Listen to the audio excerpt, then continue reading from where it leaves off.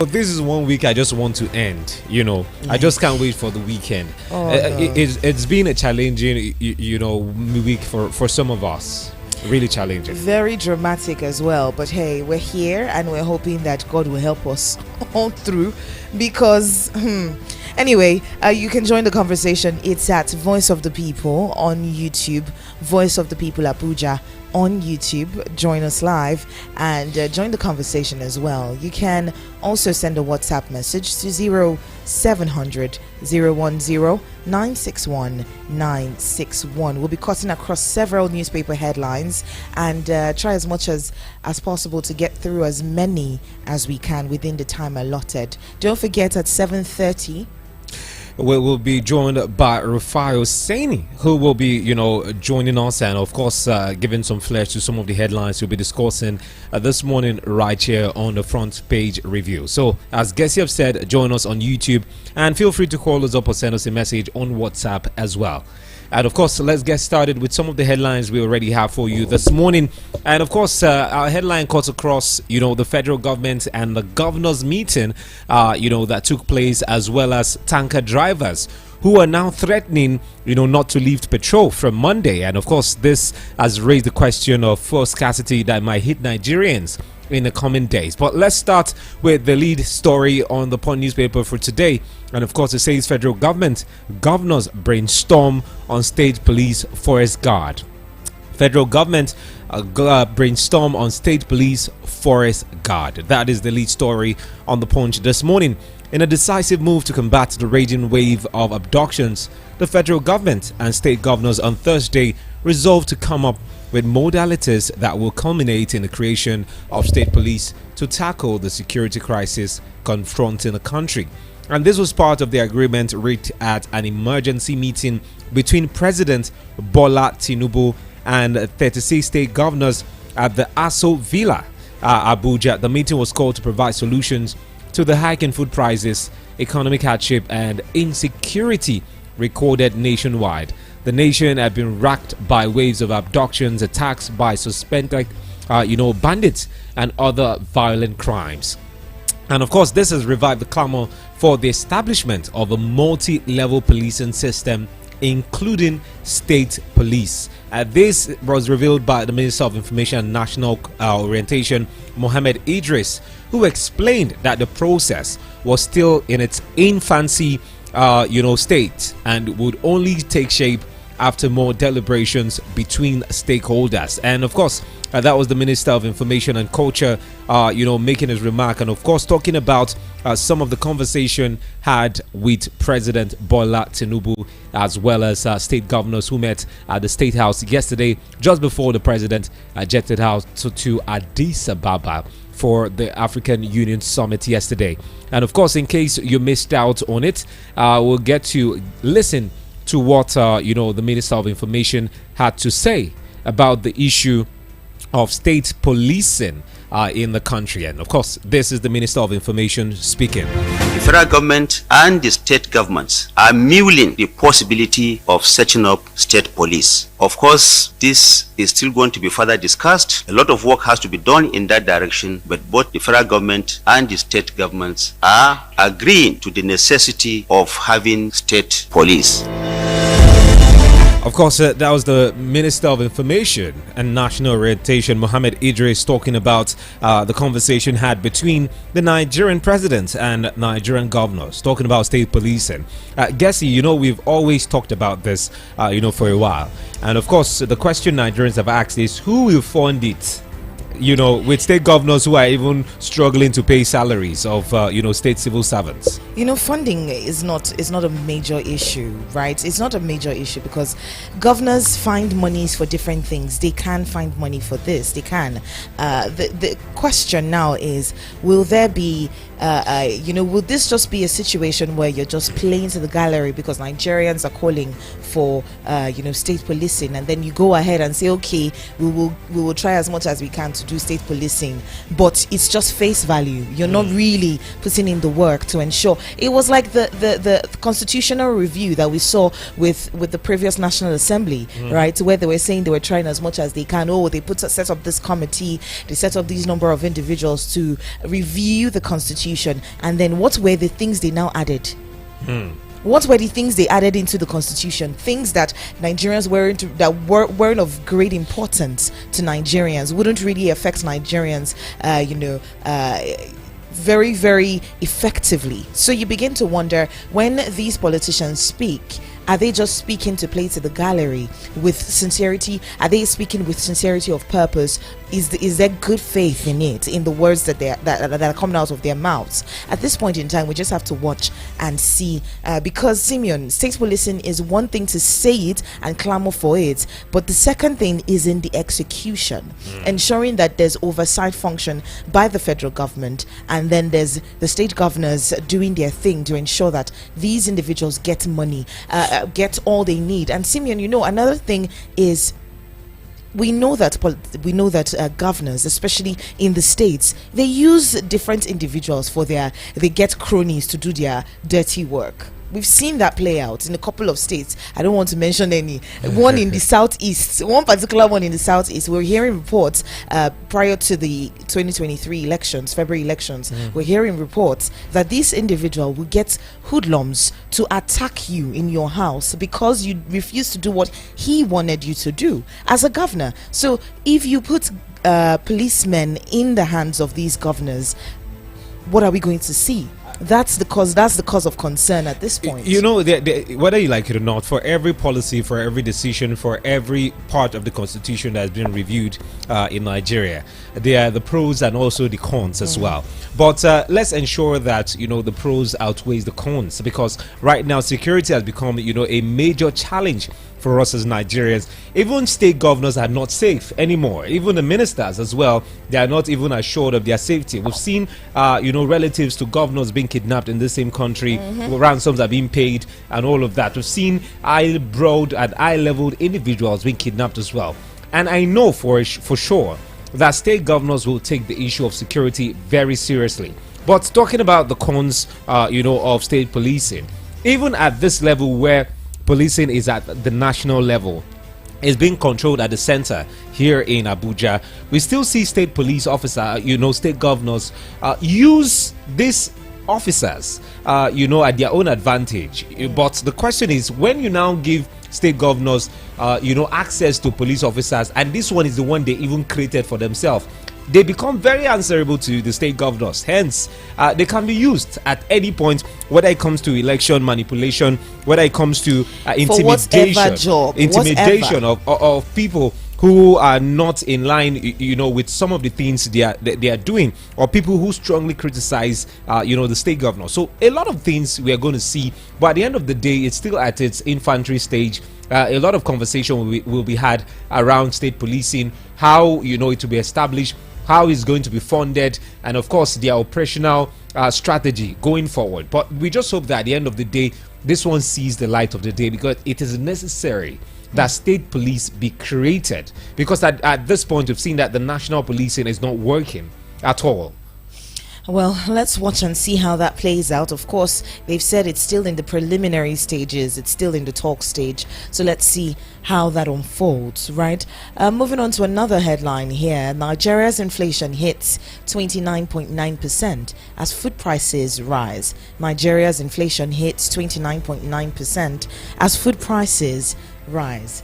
We're seeing the National Bureau of Statistics, NBS, said yesterday that the headline inflation rate increased year on year on 0.98 percentage points to 29.9% in January 2024 from 28.9% in December last year. Now, the Bureau disclosed this in its Consumer Price Index report for January 2024, noting that food inflation also increased to 35.4% during the period from 33.93% in December 2023.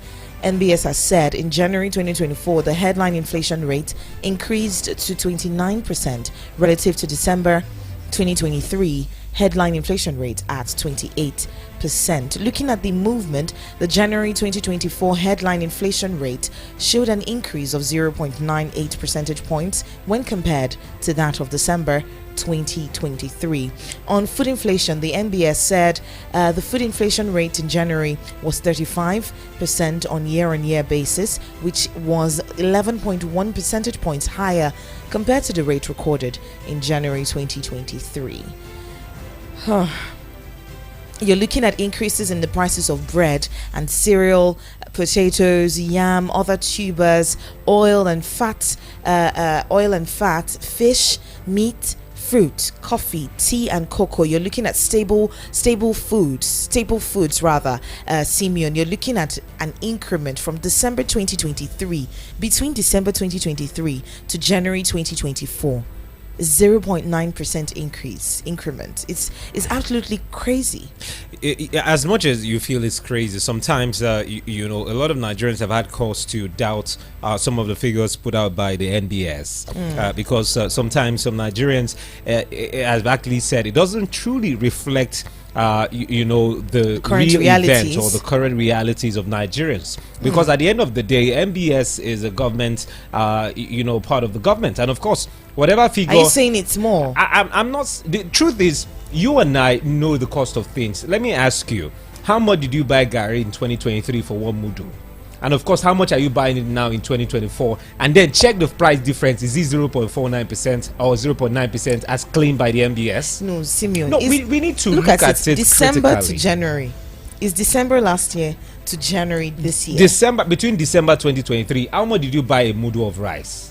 I bought a mudu of rice in December for 1,600 naira. You go to Duse Market or any market now and price a mudu of rice, you buy for 1,819. Is that 0.49%? No, let's look at it critically. You know, these are things you can actually go to the market, ask yourself the price, look at the rate you bought that particular staple food in December, and look at the rate you're buying it in January, and then you do your plus and minus. It's not difficult, it's not rocket science for you to calculate the percentage of increment between in the price of a good between December and now. I bought a budu of rice for 1,617 as of December. Now it goes for 1,900. So is that 0.4%? When they added extra 200 naira of 1,007, is that 0.4%? 0.9%. 0.9%, I beg your pardon. So let's be critical about these things. Sometimes, I'm not saying the figures being put out by the MBS is totally false, or, you know, it depends on where they are doing their own you know, research from, or where they went to do their research, survey. or where they did their own survey. But the survey of an average Nigerian who has gone to market to buy things much more than reflects more than what the MBS always get to release, you know, on a quarterly basis or a monthly basis. So sometimes let's tell ourselves the truth. The inflation is so high. A bag of cement being sold for 3,500 naira now is sold for 4,500 naira. Is that 0.4%? A bag of cement, Simeon, right now 4,000. 4,500. Someone told me she got hers for 6,500. I'm telling you, the point is there's no even stable price for cement right now if you want to price it. So it's a problem for us in Nigeria. So sometimes I think the MBS needs to go to the real market or send real people to the market to do the survey and of course put the figures together, because I really do not really understand you know, some of the calculations the MBS is actually doing at the moment, because the figures they are putting out doesn't really seem like the reflection of what Nigerians are experiencing in the market on a daily basis.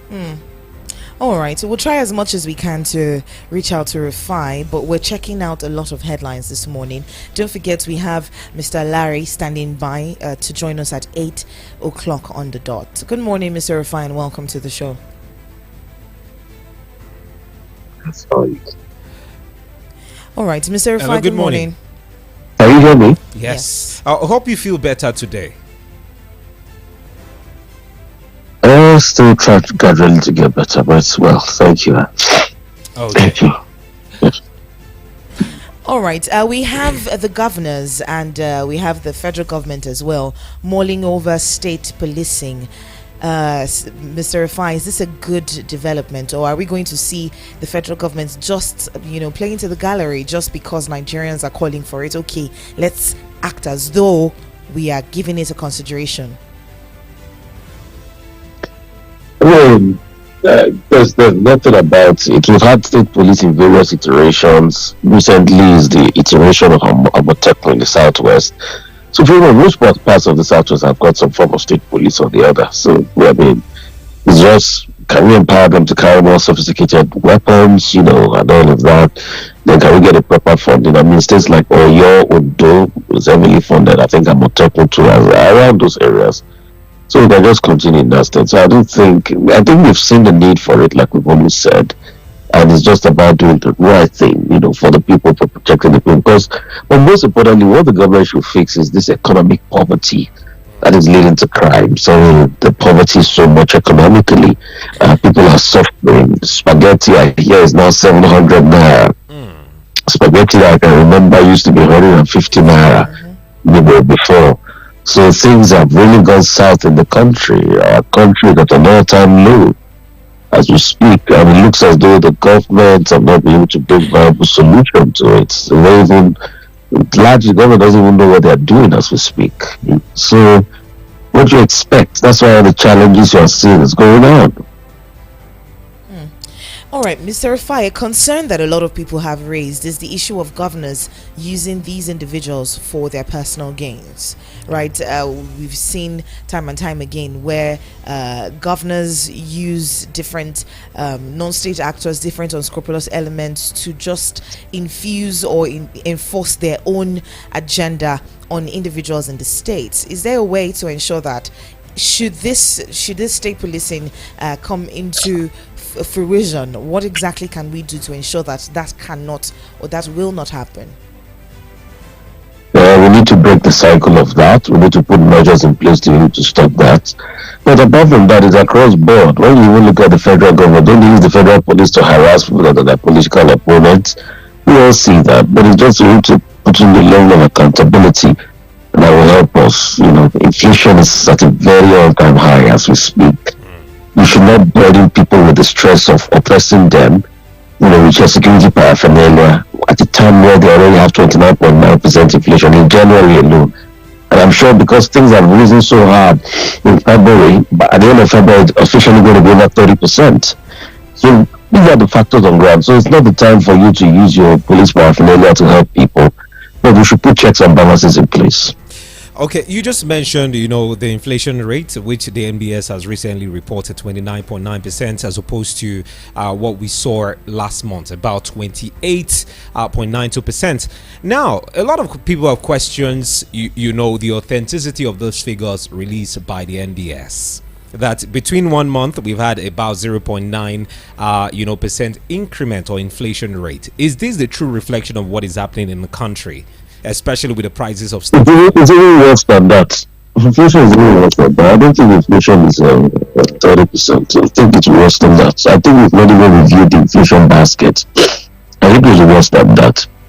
That's why we call on the government to do something about it. There's a guy called Steve Hanke, that calculates inflation around Nigeria, and the numbers he gives are way higher, than what we have. So I think it's worth it. So could that be a form of tweaking or some kind of manipulation of the figures by the Bureau of Statistics? They will want to always tweak it to manipulate them. You see what they did as regards even the unemployment numbers. They want to go and change the parameter, for the data. For the unemployment number, now they are telling you unemployment is 5%, which we know unemployment now in Nigeria should be over 40 or 50% if the parameters still remain the same. Because since then, when we even said things were better, about 3 years ago, unemployment was about 33%. Now unemployment should be over 50%. But they want to change the parameter now, so they are claiming it's 5%, which is hogwash. So it's rubbish they do sometimes. Rubbish. Entire rubbish. So we'll still keep pushing for them to do the needful and do what is right. Okay. With that being said, let's talk about one headline that have actually riled Nigerians up, and is on Daily Trust. It talks about the Hajj, and of course here the House of Rep members are now telling the federal government to subsidize Hajj fare for intending No, pilgrims? I think that's absolutely rubbish, with due respect. We should never subsidize religion. Religion is your personal matter. If you don't have money to go to Hajj or your religious pilgrimage, then don't go. You see, subsidizing religion by the state is a real faux pas. At the expense of the money of the state. Your religious, obligation is your own personal obligation. It's not the end of the world if you don't go to Hajj. There are a lot of people that would serve God in their own ways. They will never go on pilgrimages and their lives will never stop. So please, this overt using state to subsidize, because over the years, Forex subsidies for religious travel too takes a very big portion of our economy, and I'm wondering, why are we subsidizing religion again? All these habits must stop.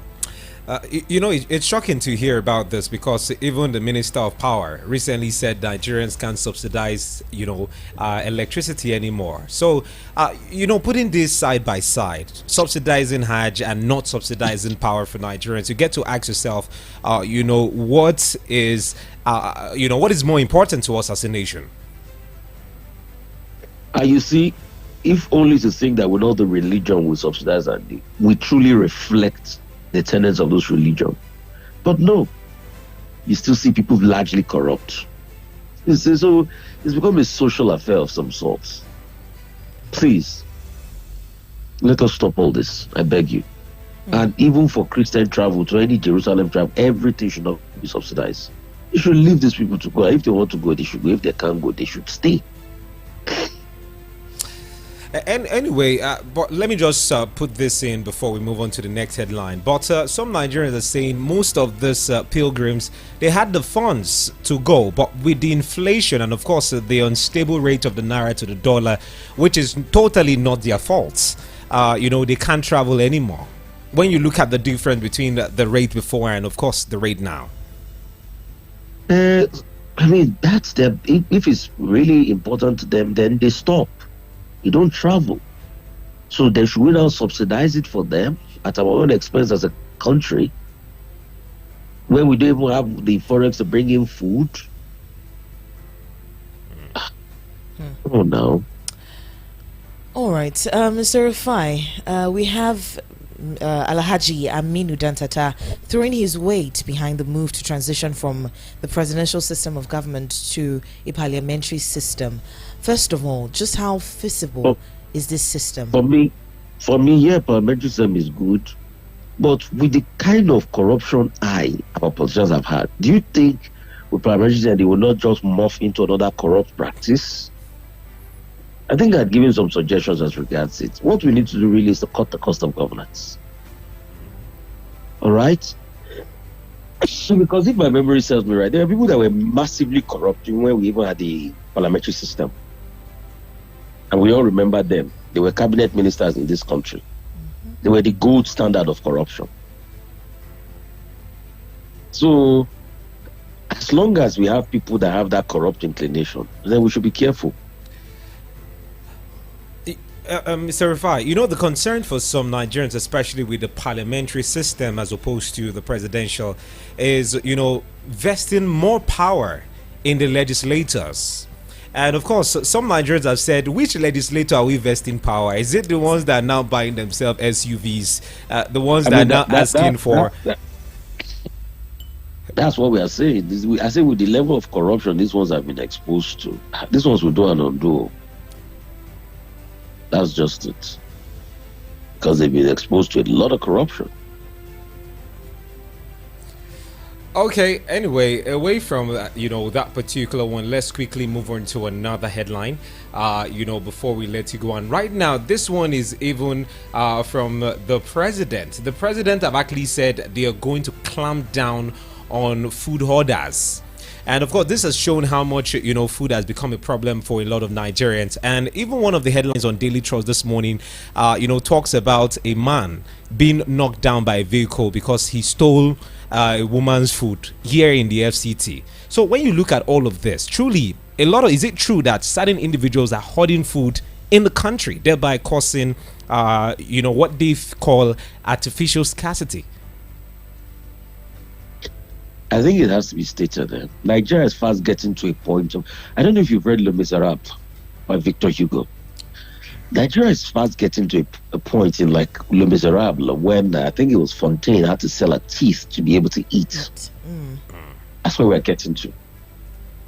Or like Charles Dickens. And these guys, the likes of Victor Hugo and Charles Dickens, they were chroniclers of their era. And they were writing about the massive poverty that was in their era. I mean, other Charles Dickens England, you had a lot of books that talked about the poverty. You have books like Sibyl or Two Nations, that were written by Benjamin Disraeli, the former prime minister, that was talking about the massive poverty, and Sibyl, was a daughter of somebody from the poor, and she fell in love with, the rich people and all of that. That's why it was called Sibyl, Two Nations. Right. In fact, Benjamin Disraeli read a theatrist and was talking about the fact that there were two nations in England, a nation for the rich and a nation for the poor. And that's why you had stories of Charles Dickens writing about Oliver Twist, that was always asking for more. And the reason why Oliver Twist always asked for more was because there was massive poverty in the land.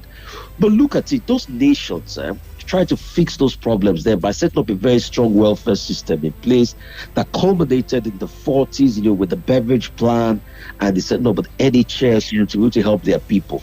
But for us, our people are just left to their own devices, and that's the sad reality of our life as we speak.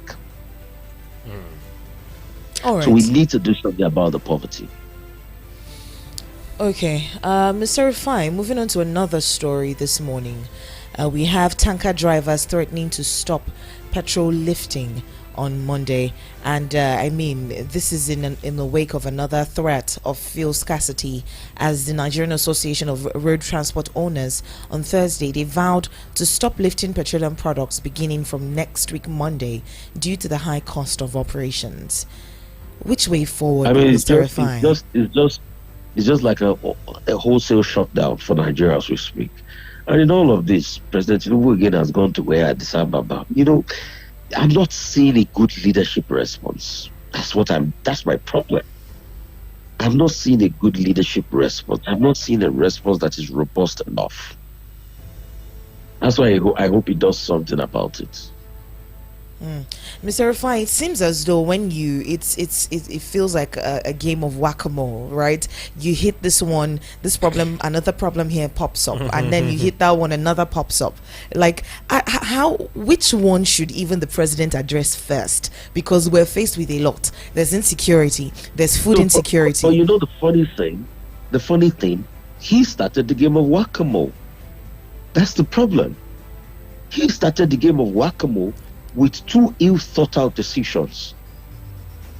Subsidy gone. Then secondly, floating the naira without having fundamentals to defend. Those were the things that set up a chain reaction. He started the game of whack-a-mole.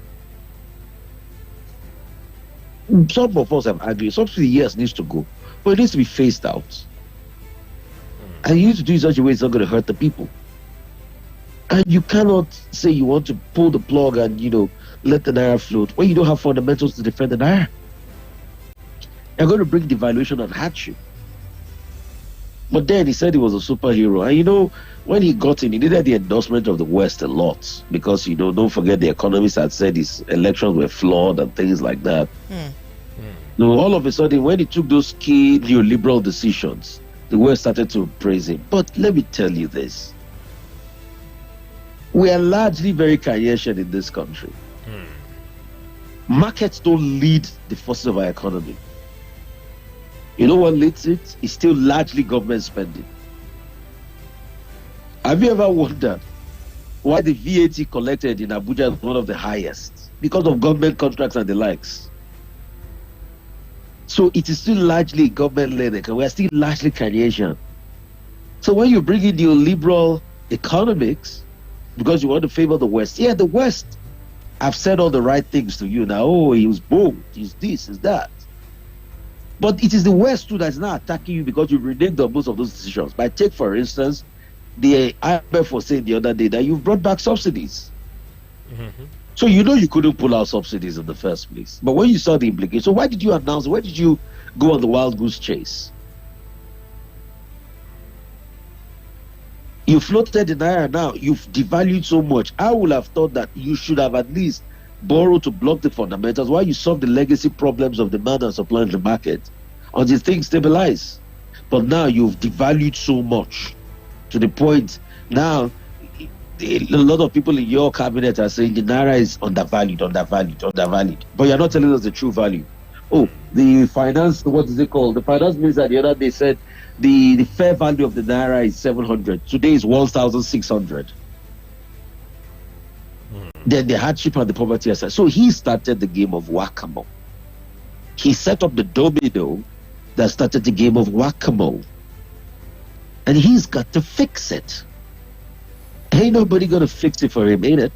He's gonna fix it because he started it. So he better start fixing it. Ain't nobody got time to fix it for him. He started it. He should fix it. And part of the fixing is probably the meeting that he will be having at the AU to discuss all of this as well. What AU? Beg AU, that's such a big joke. What AU? What does AU be able to say as regards all the coups in the West African sub-region? At the same time, a lot of things are erupting. Look at what happened in Senegal. Guess I don't know if you played the exclusive interview I sent you. I did. With Professor A.B. Diang. I'm still going to do more. And now, the council, I think Constitutional Council in Senegal are saying they are going against the National Assembly, that they have no right to be able to postpone the elections. I'm going to see if I can get that professor, a top professor in Senegal, Professor A.B. Diang, to break things down for us again. Tinubu wanted to go to Senegal, but they said, oh, it's an internal crisis because he knows the ECOWAS is in disarray. So what did AU say about that? ECOWAS has gone AY under here. So we're fighting regional problems. We're also fighting local problems. So he needs to, and most of these things were part of his poor decision-making process. Look at Niger. That was how you were so quick to say you want to invade. If everybody didn't stop you. That's why Niger is disrespecting us today.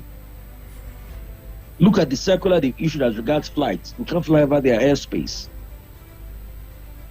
So he started all these problems. Ain't nobody gonna fix it for him because he said, I know what I'm getting into. He's gonna fix. All we can do is to analyze and give him ideas. He's got to fix it fix it. So the domino that started the whack-a-mole, he started it. That's why decisions matter as the president. I gotta go this morning, guys. Bless you. Rufai, please, I know you need to go. Please, I need to hear your thought on this one. And it has to do with the Obi Dati campaign. We saw them render a statement of account yesterday. No, that's in disarray already. I'm sorry, with due respect. The Labour Party is in disarray. Mr. Bure came on TV and indicted another woman called Maria Labake, the former acting chairman of the party. And he said they were the ones that co-signed the check. I would do my investigative journalism and try to track down that woman. I would get her to speak on tape. There's more to that story than what Abure said. Very true. The Labour Party and money is in disarray. So is it going to be a VO News exclusive? What's it called? A VOP exclusive when we get it. Oh, very true. Very true. Anyway, thank you so much. I would track down Labake to get her own side. That did she sign those checks with Abure? More will come out. The Labour Party is in disarray, and that's what money does to politics and politicians. All right. Thank you so much, Mr. Rufai, for joining us. We wish you a quick recovery. Yeah. Do take care of yourself. Thank you. Bless you. Yeah. All right. Okay, remember we're live on YouTube, so join the conversation as well. Drop your comments on that platform. Tell us what you think about the headlines we've discussed so far right here on the show. And of course, very soon we will be reaching out to Larry Ogwego to also lend his voice to some of the conversations we are having this morning. We are live on YouTube. YouTube page is Voice of the People Abuja. Voice of the People. Go there, subscribe to the page, like, as well as drop your comments. And also you can reach us via WhatsApp or call us via the studio number 0700 010 961 961 0700 010 961 961. We'll go on a quick break. Of course, when we come back, we'll be discussing more on the headlines.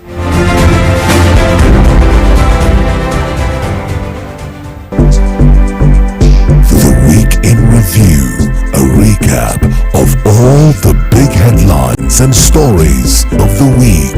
Saturdays at 8 a.m. only on VOP 96.1 FM. Now you have a voice. I'm coming in. Now you can enjoy the original taste of premium American Romeo's Pizza. Juicy, just the way you like it. To order online from Guarimpa, call 090-8831-5908.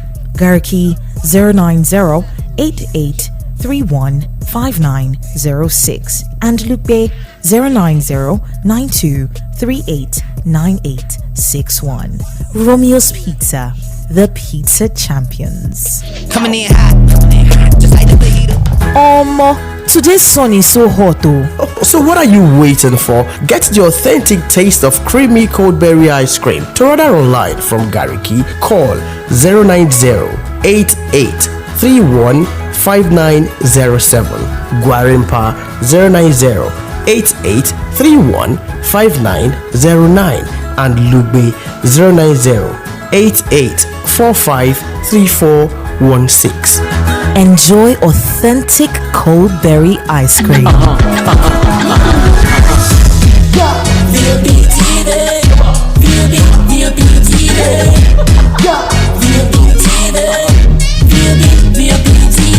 We have been serving you hot and fresh content on radio, and you have been loving it. Now we're taking it further. Catch us live on YouTube at VOP TV for all the juicy content you can't resist. Talk shows, exclusive interviews, news, lifestyle, and more. It's all about you. VOP TV, show up, speak up. It's thrilling, controversial, heated, thought-provoking. Catch Rufai Oseni. Came here to misrepresent the facts today as regards subsidy removal. Kesire Aqua. Report was that $9 billion is lost yearly to illegal mining. And Simeon Sunday. If you know something of this nature is happening within your community, why didn't you raise an alarm? On the Frontpage Review, weekdays at 7:15 a.m. Now you have a voice.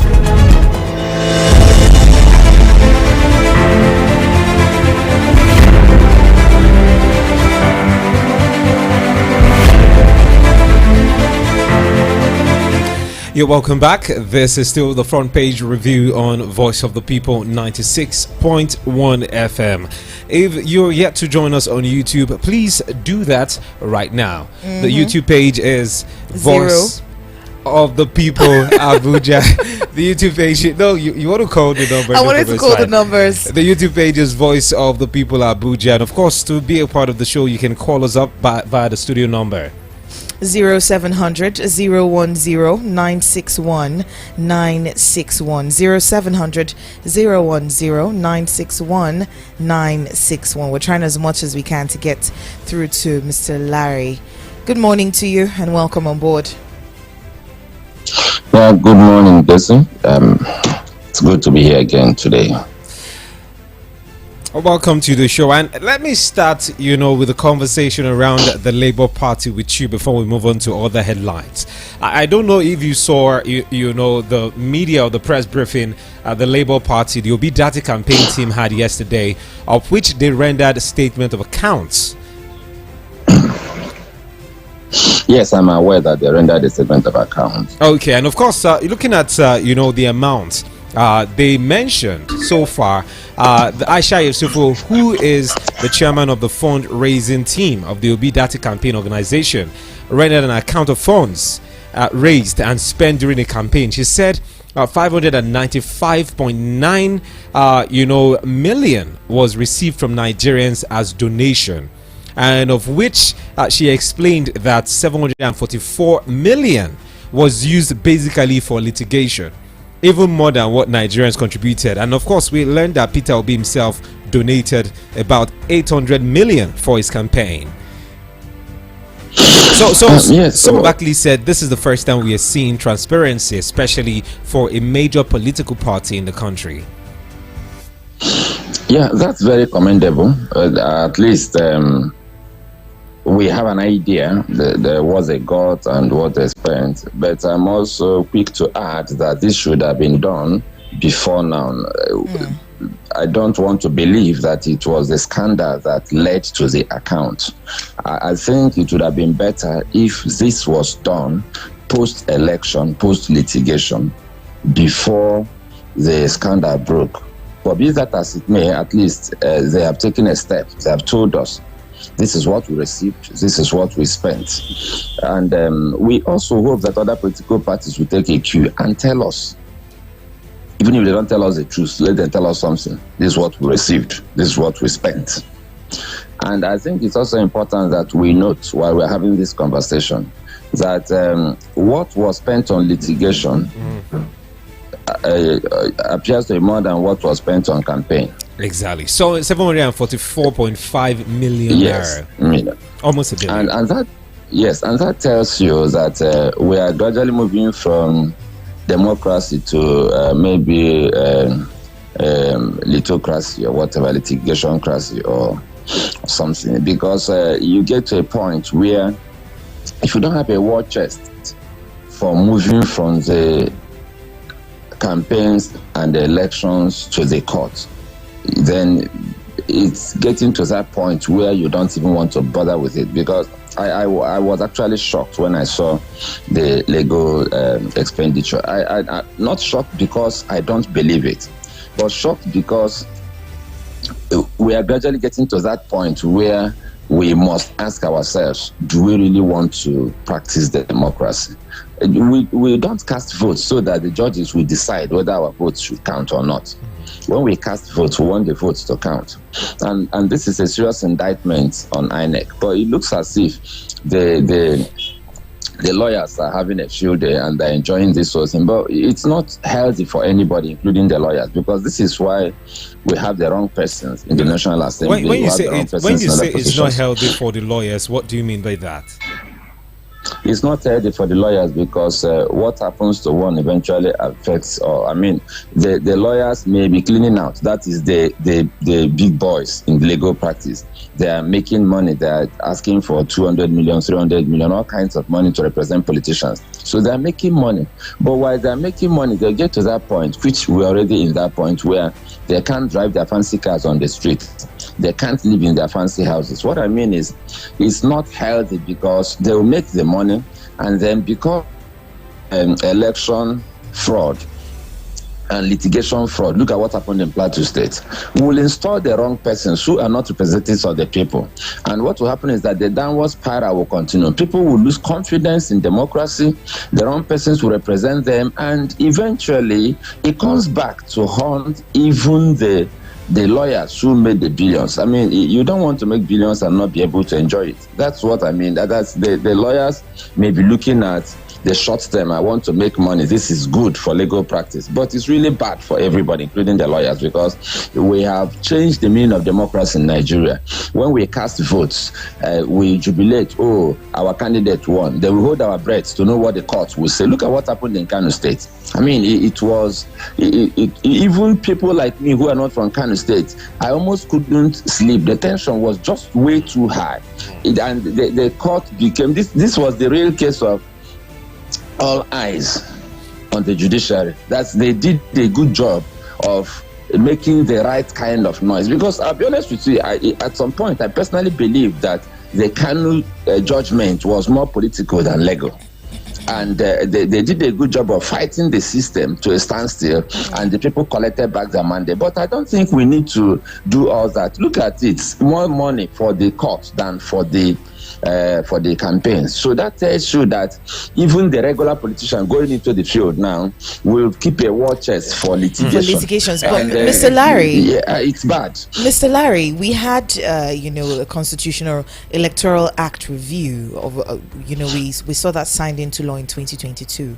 With the advent of the beavers and the IREV and all of that, it was said by INEC that was supposed to help in the reduction of litigation cases, because once you have the IREV portal showing you real time every single thing, that every single political, every single electoral decision by different individuals from different polling units, politicians get to see real time, okay, this is what these guys voted. So that in turn is supposed to cut the level of litigations. But INEC complained that this is one of the biggest yet.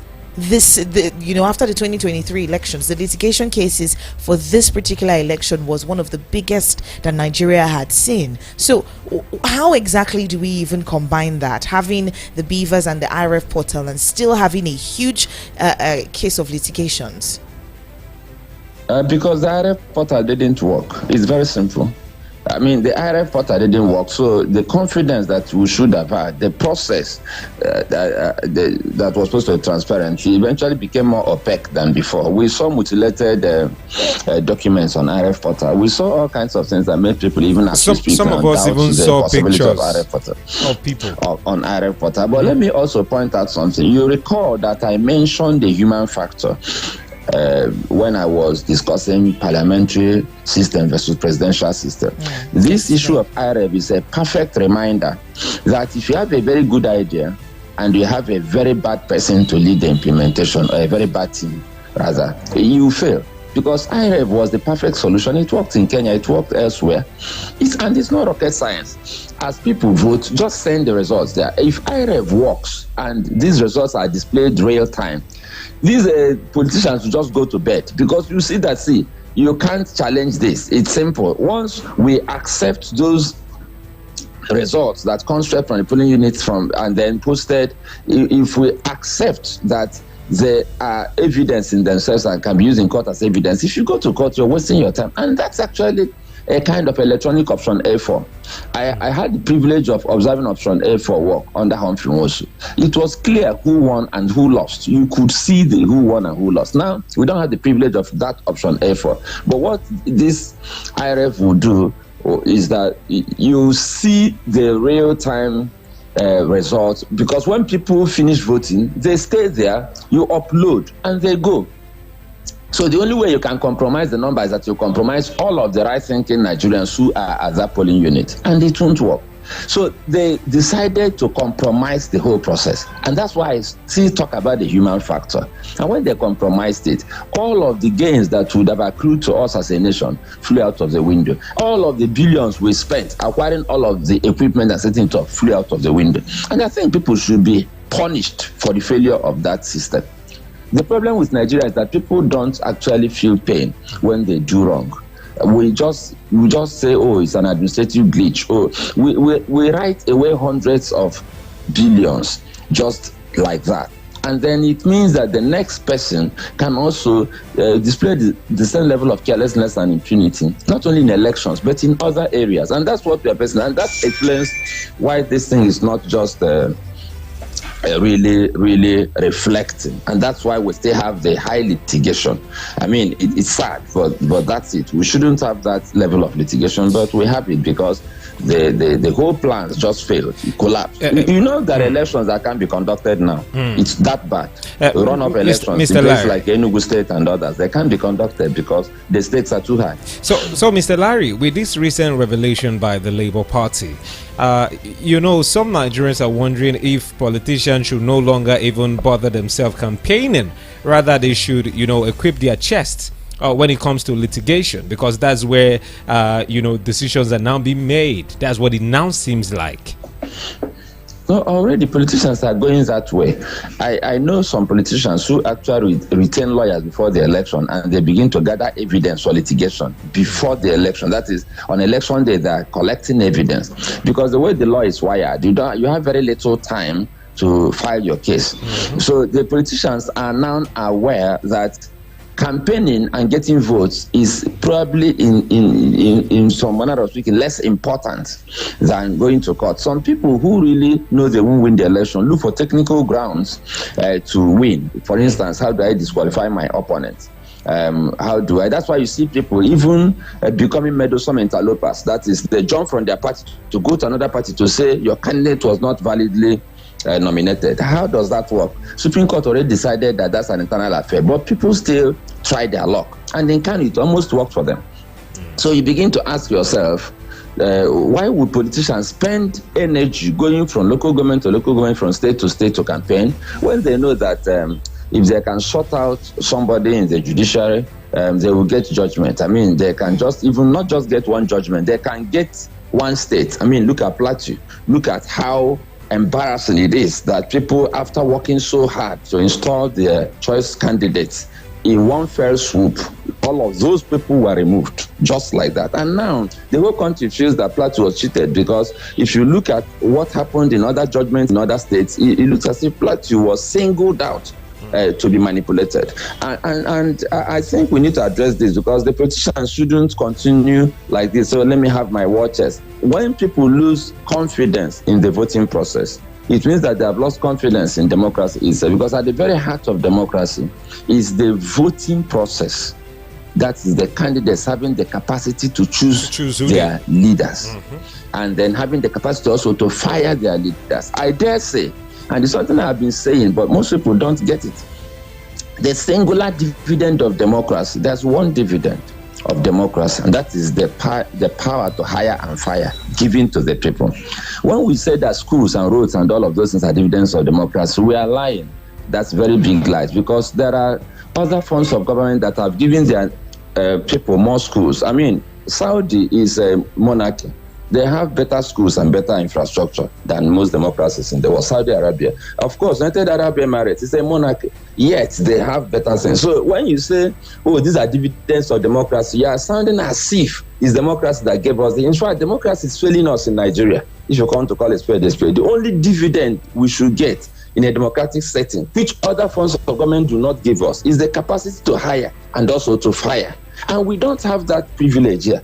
We neither hire nor fire our leaders. So it's very sensitive. Politicians shouldn't relax. And the people also shouldn't relax and say, since it's the way to go, let's keep money for the court. No, we are no. It's not the court that conducts elections. It's the people. So we should find a way to ensure that our votes count. All right, Mr. Larry, Independent Media and Policy Initiative, IMPI, has said that the ineffective usage of about the 16 trillion naira by the 36 states and 774 local government councils of the Federation, they are the ones to blame for the hardship that Nigerians are facing. Just how, correct is this particular statement, blaming the governors themselves and the local government chairmen themselves for ineffective utilization of the 16 trillion allocated to states? I think we shouldn't single out the state and local government for blame. The truth is that, first of all, even talking about the local government, you can't blame them because the governors have them in their pockets. There is no point apportioning blame to a person who doesn't even have the power to decide how the money is used. There are no local governments that have the power, where the chairman of the local government has the power to really decide what to do with the money. Most states have cornered the local government funds. I mean, they legislated on joint accounts, and then you bring the money into the joint account, and they decide what to do with it. So I think we should somehow absorb the local government when it comes to money, because they have not been allowed to use their discretion to spend their money. So should we now pass the entire bulk to the state governors, since they are the ones getting this federal allocation at the end of the month? I think it's the state and the federal that we should be talking about. But you see, right in the middle of what is happening to us in Nigeria is the state should take a large chunk of what you may call the blame. I don't like the word blame because it sounds as if you're just dumping the blame and you walk away. But if we must say, who do we hold responsible? The governors are very powerful in this country. As far as I'm concerned, they are more powerful than they should be. Why do I say that? There was a time under the Obasanjo regime that Nigeria decided to save money. We had money, so we decided to have the excess crude reserve. Oh, let's save some money for the rainy day. The governor said no, that we don't want any savings. The law says you should share the money, that it's raining now for us, so share it now. Because they wanted to have a party with the money. And they went to court. They not only said it, they pushed it, went to court, and because of the constitutional provisions, they actually got their way. The money was shared, and they squandered the money because you don't see the effect of all of these windfalls in the states. So the governors are not only powerful because they spend money for the local government by force. They are so powerful because they have a lobby group, the Governors Forum, very powerful lobby group, and they have money to prosecute cases, and they go to court only when their interest is concerned, not our interest. For instance, when it came to sharing of VAT money, they went to court. They don't think about the interest of the ordinary people. They think about how the states can get more money, just so that the money will disappear. Because when they get the money, we don't see the effect of the money. If the governors are more responsible, because they are nearer to the people, in two ways. First, spend the money you are given well. And then secondly, allow the local government areas to function well, so that this power and money will get closer to the grassroots. If they can have that much discipline, then we'll have a better democratic experience. But unfortunately, it's not working because they select people who don't have the capacity to lead and then give them tickets and anoint them as local government chairmen. And unfortunately, the way Nigeria is wired, every state election commission ensures that all the local government seats are won by their party. That is a constant now. And that is not elections. I don't understand how that works. In fact, I'm one of those that's advocating that elections should go back to INEC. They are not doing very well, but they are better than the state electoral commissions. So we have a problem with the way governors operate in Nigeria. And we have to begin to ask ourselves, must they continue to enjoy unlimited immunity? If they are going to have immunity, I think we need to have a conversation on the areas that immunity will cover them and the areas it shouldn't cover them, so that they will have a sense that if I do this and that, I will face the law. But maybe if it's this and that, maybe if I take decisions concerning this and that, I cannot be taken to court because I'm doing my core job. But if a governor kills a citizen now as a murder, by virtue of the blanket immunity, you won't arrest him and try him. And that for me is sacrilege. They shouldn't have that much immunity. We should define what immunity means. So if a governor is indicted of murder, he should face the law. You can't say he's governor, let's wait for him for 8 years. No, it doesn't work. Shouldn't work that way. But that's the situation in Nigeria. If they do land grabbing, you wake up on a good day and take somebody's land by sheer force. We say, oh, he's governor, let's wait for him. We don't want to distract him. And because of that level of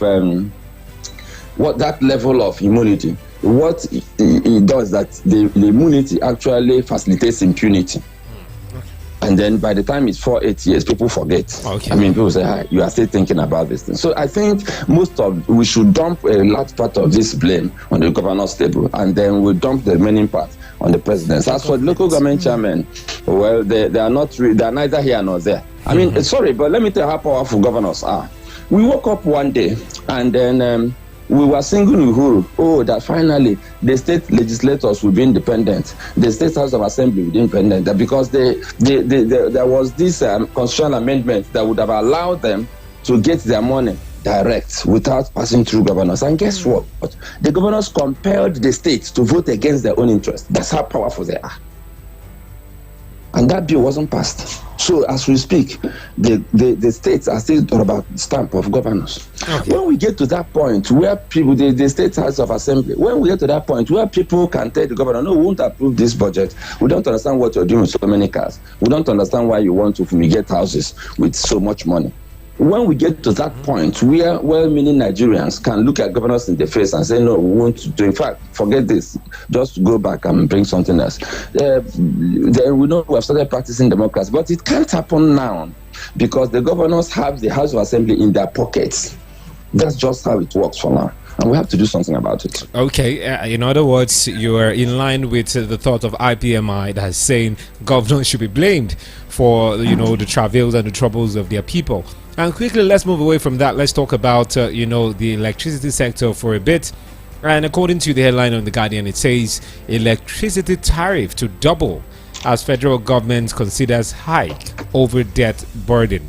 The federal government may reverse its decision to subsidize electricity tariff as the Minister of Power, this is according to Adebayo Adelabu, has said that the sector is under heavy debt. So now looking at this particular one, the federal government might be considering increasing tariff, putting the burden on Nigerians because of the debt burden some of these power distribution companies are going through at the moment. And looking at this, do you think the federal government should totally remove all forms of subsidy, let Nigerians bear the full brunt of whatever service they enjoy? Well, first of all, you can't just remove subsidy and say, "Oh, I'm removing subsidy. Subsidy is gone." Look at where it landed us. Even if they want to remove subsidy from the power sector, they need to begin to ask, how do we remove subsidy? What will be the impact? The people are already feeling very bad. They are squeezed. The government is not sensitive to the fact that, like I've always said, if you push someone to the wall, the person may either decide to shrink into the wall or into the ground or fight back. We are getting to that point where people may not be able to pay for petrol, they may not be able to pay for food, and they may not be able to pay for power. And so, sometimes when the pain of the lack of food and lack of petrol comes upon you, you use the fan, which is powered by electricity to cool your head.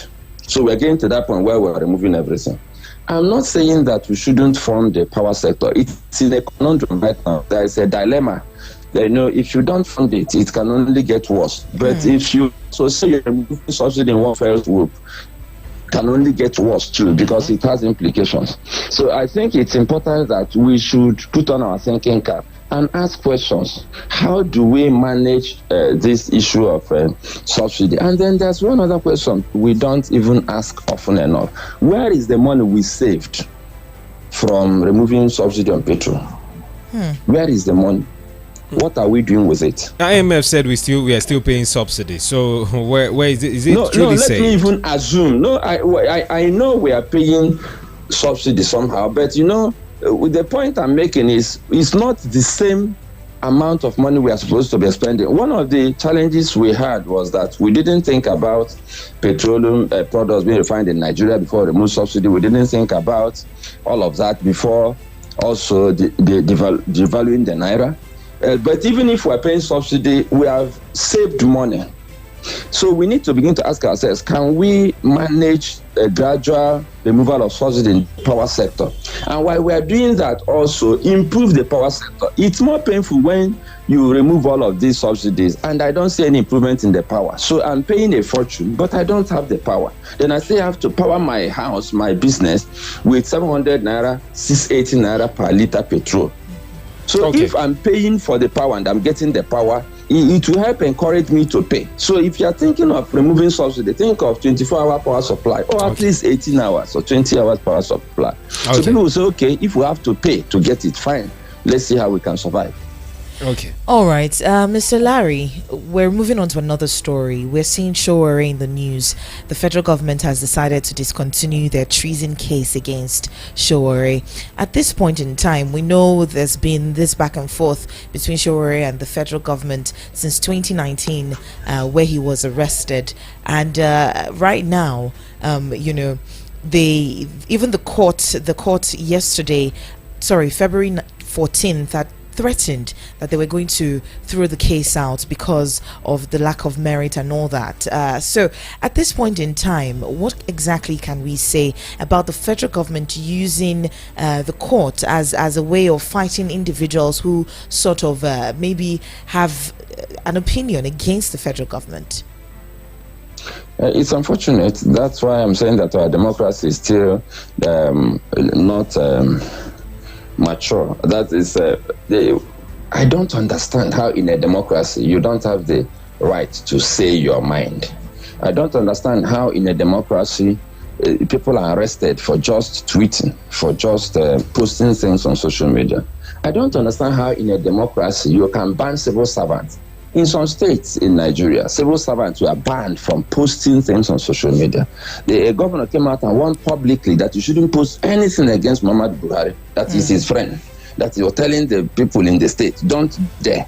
Then the civil servants particularly will be sanctioned if they did. So we have leaders who don't understand the meaning of democracy. That is, they don't understand it. And I'm not kidding. They don't understand. I think we need to get to that place where we don't just do retreats. They should go to school. Like when these legislators are voted for, or when they smuggle, they find their way into the space, we should compel them to go to school. That is, we should have a legislative college where they sit down for at least 2 months. So the level of ignorance is shocking. They don't understand. I have the privilege of training a lot of elites in human rights and all of that. And you'll be surprised that people who are educated, or ostensibly so, will tell you that bail is not free.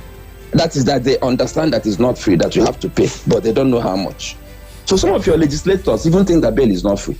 They don't understand the provisions of Chapter 4 of the Constitution concerning human rights and how sacrosanct human rights are supposed to be. That is, it's the most powerful part of the Constitution. It's the most difficult part to change, apart from the supremacy of the law and the fact that you cannot change the law or change the leadership of the country. The next thing is human rights. It has a chapter, and you can't tamper with that chapter easily. Unfortunately, the leaders don't understand the concept of human rights at all. So they use every weapon available to them to suppress everybody or anybody who wants to remind them that this is a democracy. Unfortunately, also, our military heritage, didn't help matters. We have a concept of leadership where you don't ask the king questions. It's not only the military heritage, our cultural heritage also donates too much respect to the kings. Yes. So between the cultural heritage and the military heritage, when you want to challenge the powers that be, even your own relations and friends will tell you, do you know what you're doing? Do you know that they will kill you? That this is Africa, this is Nigeria. But we're in a democracy. So if we don't want to practice democracy again, let us announce that we don't want a democracy. Let's decide what we want to practice. But the fact that Sowore was even tried at all is a shame. It's not only Sowore. We've seen journalists tried, jailed, and dragged up, and they're not dragged on social media, dragged physically to court, to prison, for writing stories that are true, for exposing people who commit offenses. So they don't punish the offender